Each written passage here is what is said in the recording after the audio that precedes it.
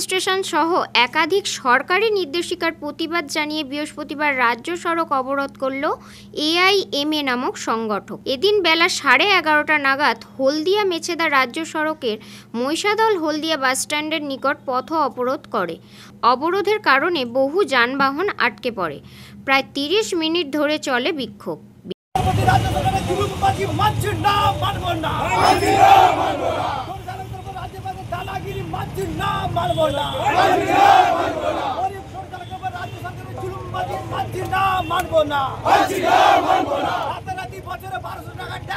মুখ্যমন্ত্রী জবাব চাই, জবাব দাও। মুখ্যমন্ত্রী জবাব চাই, জবাব দাও। পরিবহন মন্ত্রী জবাব চাই, জবাব দাও।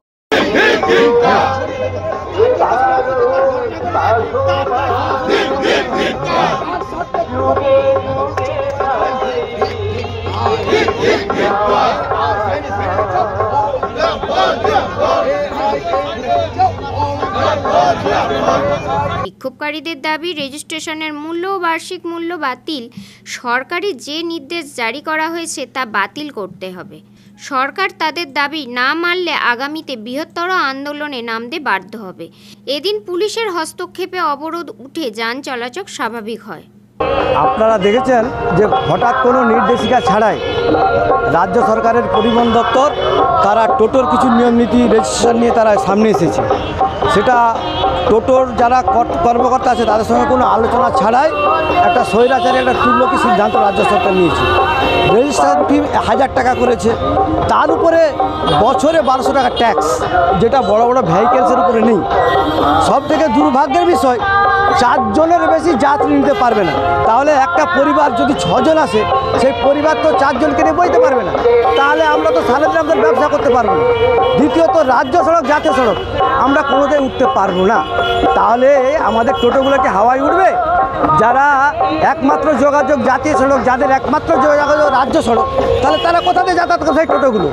তাহলে সবথেকে গুরুত্বপূর্ণ কথা, রাজ্য সরকার 1,10,000 টাকা পুজো বালাদেরকে দিচ্ছে, প্যান্ডেলকে তেলা মাথায় তেল দিচ্ছে, অত গরিব টোটোরা খেতে পাচ্ছে না। তারা বিভিন্ন ব্যাংক থেকে ঋণ নিয়ে টোটো কিনছে, তার ইনস্টলমেন্ট ভরতে হয়।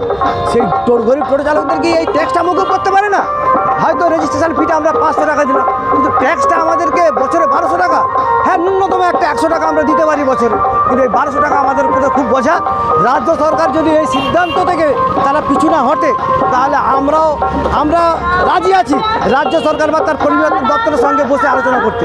কিন্তু যদি রাজ্য সরকার আমাদের দাবিকে, বক্তব্যকে গুরুত্বপূর্ণ করেন না, গুরুত্ব সহকারে না আমাদের দাবি না মানে, তাহলে ভাবতে হবে রাজ্য সরকারকে প্রায় 3 কোটির মতো পরিবার এই টোটোর উপর নির্ভরশীল। আগামী দিন বিধানসভা আছে, আমরাও বাংলায় গণতান্ত্রিকভাবে আন্দোলন করে বুঝিয়ে দেবো যে টোটো চালকদের পত্র দরকার সরকার। রঞ্জন মাইতি রিপোর্ট, খবর BCBS।